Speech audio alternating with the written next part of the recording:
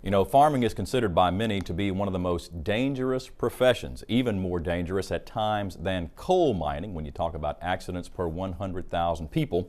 That's why farm bureaus across the country have set aside this week as National Agricultural Safety Awareness Week. And joining us to talk more about that is Wendell Miley. Wendell is the safety director for the Louisiana Farm Bureau Federation. And Wendell, a lot to talk about this week when we talk about safety down on the farm. Yes, Mike, this week is the week that we've set aside the last several years to try and highlight the importance of safety down on the farm to make sure our farmers are protecting themselves, protecting their employees, as well as protecting their kids and grandkids around the farm. The theme this year is protecting our most important crop, which would be our kids. There are a lot of ways that kids, grandkids do get hurt on the farm, and that's the focus of the event this year.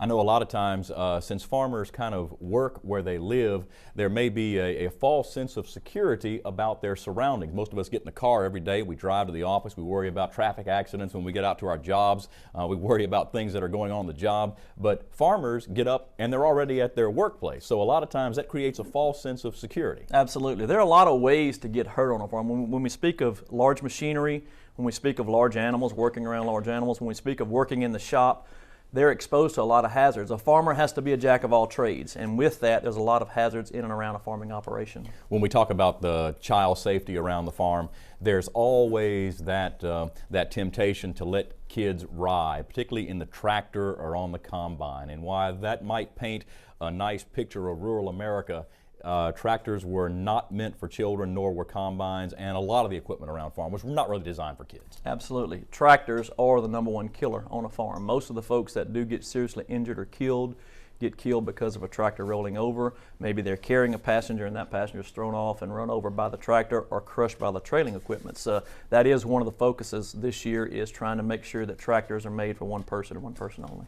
Also, another piece of equipment that you find children on a lot of times around the farm are four-wheelers. And in 2008, Louisiana seemed to have a rash of deaths and injuries with children associated with four-wheelers. That's got to be an area that, when we talk about farm safety, that cannot go ignored. It's of high priority. It has been for the last several years. As you know, I get clippings on my desk once a week about kids around the state that have been hurt or killed on a four-wheeler, and the biggest problem is kids are riding too large of an ATV for their size, as well as they're riding on the roadway where they're not supposed to be in the first place. Approximately 70 to 80% of those that are killed by being hit by other vehicles out on the roadway.